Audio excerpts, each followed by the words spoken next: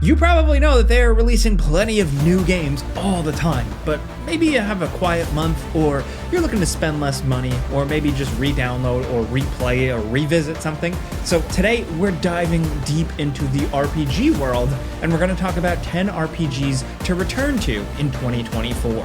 Starting off at number 10, let's talk about 2010's Fallout New Vegas. It's been a minute since we mentioned this seminal classic at this point, but it is absolutely worth revisiting in 2024 for a variety of reasons. Maybe you still have a bad taste left in your mouth from Fallout 76 or whatever, or maybe there's a bigger chance that you just never played Fallout New Vegas, but you should, because this is the one that really whisked people away and also convinced people of like the RPG gods that were Obsidian at the time. With the writing, the questing, the details, the world building they have in New Vegas, it's unlike anything else and really feels a bit different than Fallout 3, Fallout 4, and Bethesda stuff. Hey, maybe it's also worth revisiting because when it released on consoles back in the day, it kind of ran like crap. Now it's better. You just play it on PC, whatever, it's fine with some fixes. So there's that. And also maybe you're just in the mood because of the Fallout TV show, the Amazon produced Fallout TV show. I'm recording this right before that show drops, but you might want to just get in the mood, play an old Fallout, but play a different one. New Vegas is definitely your best bet. I mean,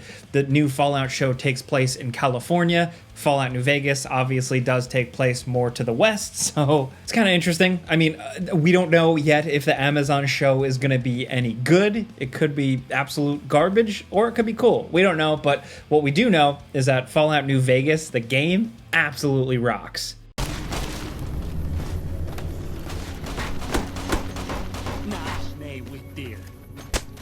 Next over at number 9, something more recent, but it's 2022's Marvel's Midnight Suns. Now, this got passed over when it came out. Reviews were a little all over the place, nothing absolutely bad, but you know, a lot of the game went viral for kind of more cringe-inducing clips, but some of it is just charmy, quirky comic book goodness. Some of it is a little weird, but regardless, it seems like people are starting to better appreciate what the game was doing, specifically gameplay-wise, and also it's just always on sale. So that's always a good enough reason for a lot of people, but it's really the people behind the game. The people who worked on this game know what they're doing. They're XCOM people, but this is a little bit different. If you can get over some of the more cheesy, more tongue-in-cheek comic book moments, there is some cool stuff here, and it definitely has grown on a lot of people. You can actually dump a lot of hours into this one too.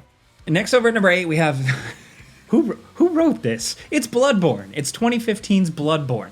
Of course, this is something worth revisiting. I think out of a lot of the games on this list, this is the one worth revisiting anytime because it is absolutely awesome. It's also a From Software game, so if you're hooked on those, this is a no-brainer. But even if you're not, and you're more like me, you just love weird gothic horror, this really is incredibly unique. It is also immensely challenging because it is a FromSoft Souls-like game, so there's that.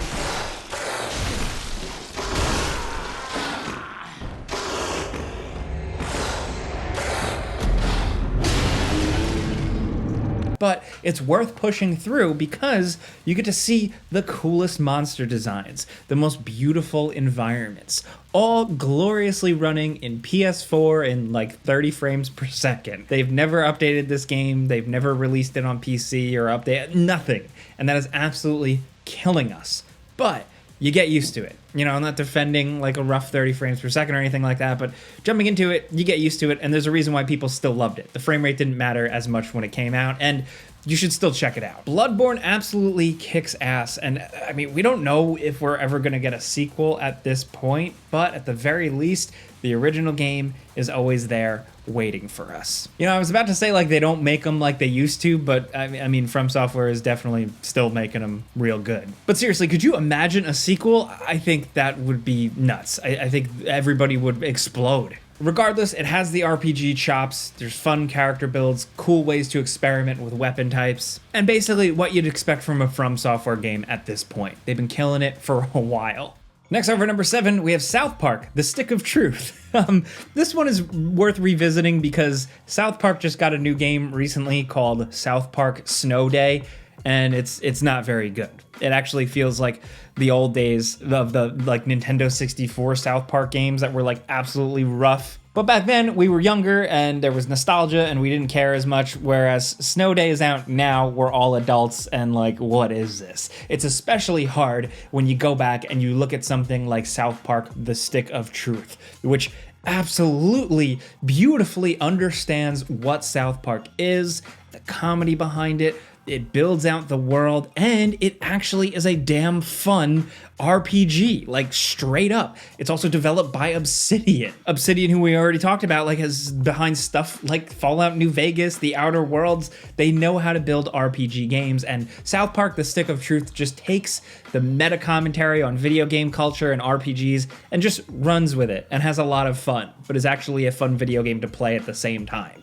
Not only that, it was actually pretty closely worked on with the creators of South Park, you know, Trey Parker and Matt Stone. They seem like they give a damn about video games, and it absolutely showed with this one. South Park: The Stick of Truth is really a special thing. Like, if you like South Park, this really felt like the first time like South Park in a thing other than TV or movie like was actually understood. They got it right here. You make your own character, you do questing, you do turn-based battles, and it's just a cool ass RPG. But most importantly, it's uncompromisingly funny. Oh no, you don't. A lucky shot, but no matter. Princess Kenny still has lots of tricks up her puffy sleeves. Next, over at number 6, we have Vampire the Masquerade Bloodlines. This is worth revisiting for a multitude of reasons. It's a great RPG. It's a classic style RPG. This is one where I literally mean it when I say they don't make them like this anymore. That being said, they're trying. I mean, there's a sequel on the way, Vampire the Masquerade Bloodlines 2, but who knows what's going on with that one? There's been so much like news and headlines of development hell, delays, development studio changes that we don't really know how the game is gonna shake out. But thankfully, we always have the original, which holds up pretty well. I mean, for some people it won't, but I'd say if you're like at least 25 years old or older, you can get over some of the old school PC-ness, but that's also a lot of the charm here. What a scene, man. Ooh-wee. The mood, the sense of atmosphere, the visuals really help sell the whole thing. Also, it's a vampire game, and on gameranx, anytime I get the opportunity to talk on here, I'm always gonna say it, dude, we need more vampire games, and this here is one of the best examples of why. Next, over at number 5, we have Dragon Quest XI from 2017.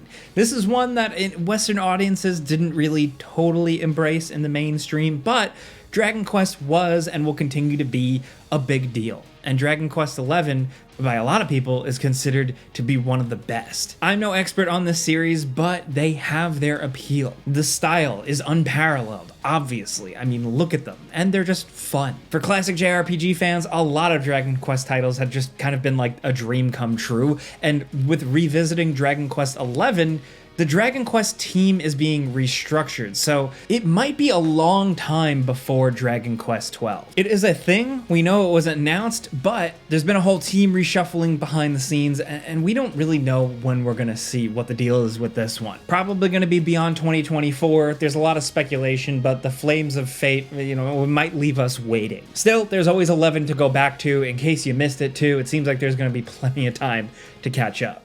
Next, over at number 4, here's a banger, the Mass Effect trilogy, the OG trilogy, one of the best we've seen in a while. It got re-released in 2021 for modern consoles with some updates as the Legendary Edition, and to be honest, Mass Effect 1, 2, and 3 are all absolutely kick ass. If you've never played these, now is the time to play and see why people were always so excited about BioWare. And I mean, I think now with no BioWare games in sight, really, I mean, maybe we'll hear about Dragon Age soon, but still, who knows how that's going to end up. The last couple of BioWare games haven't really been up to the caliber, so why not go back and revisit their most consistent trilogy of games?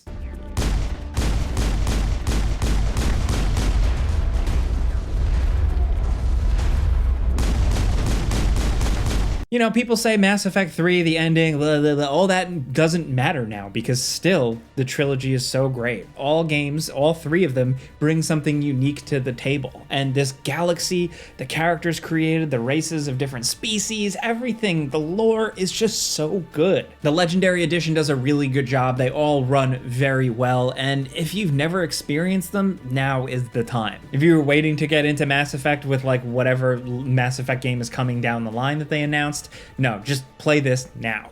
Now, next at number 3, we're going in a bit of a different direction with Planescape Torment, Enhanced Edition from 2017. This is a re-release of the classic game, and we're going to recommend this one specifically because Baldur's Gate 3 popped off. It reached mainstream success, and a lot of people really loved it. Now, Planescape isn't mechanically similar, it's different. Like, this is mostly a lot of dialogue, but story-wise, it gets into a lot of the weirder parts of the Forgotten Realms, which Baldur's Gate 3 really only hinted at. So if it's like you want to know more, you want to learn more, you want to dive more into these types of worlds, and if you were a little into something more like what I was talking about with Vampire the Masquerade Bloodlines, like something that feels a little bit more old school PC, you should consider this.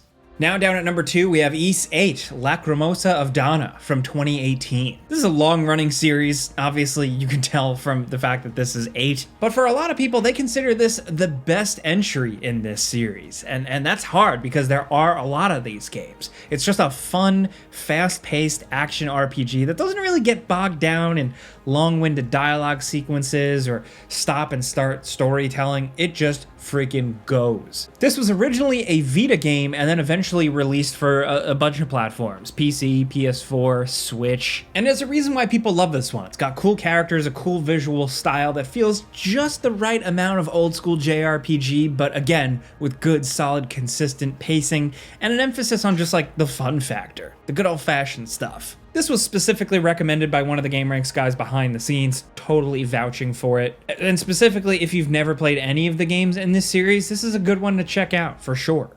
And down at number 1, we have Pillars of Eternity 2: Deadfire. This 2018 game is absolutely awesome. It's an isometric RPG with an emphasis on character building, storytelling, dialogue, decision making, and it just absolutely hits. I remember, I think I did the before you buy for this one, and I just had a really good time with the setting, the little bit more of like a swashbuckling thing to it. So if you are into something like a Baldur's Gate 3 or Larian's previous games like Divinity: Original Sin, Pillars of Eternity 2: Deadfire is just awesome. And again, what's significant about it is that it is once again Obsidian when they were really firing on all cylinders. I mean, like the writer was Josh Sawyer, the director is Josh Sawyer, one of the best at Obsidian. All the people behind the scenes, like they just built another really good one. Surprise, surprise. The interesting setting, the things going on with the characters, and just the way it plays with like a seafaring thing, like ship-based, you know, island hopping, that stuff just really hits here. Those are 10 RPGs worth revisiting or checking out for the first time, but we got a couple of bonus ones, of course, that we couldn't squeeze in a top 10. Most notably, Wasteland 3 from 2020. It was overlooked by mainstream audiences, but I mean, this is a classic. It's in the spirit of the original Fallout games. It still holds up well and is much, much better than their last attempt at a revival with Wasteland 2. This one really nails it. Also, some of you might hate us for mentioning this, but Fallout 76, this game has had a massive overhaul and is actually now kind of good. They've added so much to it, they've stuck with it, and I know if you're just really angry at Bethesda, you're not going to want to hear it, but if you're willing to give it a shot, you might find something cool here. Also, Blue Dragon from 2006. Some of you may have forgotten about this one, but it was really cool. And, you know, in honor of Akira Toriyama passing, you know, his art style, his vibe, this is actually a pretty decent Xbox 360 RPG with like an amazingly ridiculous boss theme. That's one of the more memorable things about it, but it's just a cool playthrough. So anyway, those were 10 cool RPGs worth revisiting or trying for the first time, something to return to in 2024. Hopefully you liked our game recommendations, but what we're doing here is we're talking games every day. So if you like that, clicking a like button helps us. And if you got other picks, because we couldn't fit them all here, let us know in the comments. There are going to be other people scrolling, so you can recommend them games too. But really, that's it. Thank you guys very much for watching, and we'll see you next time.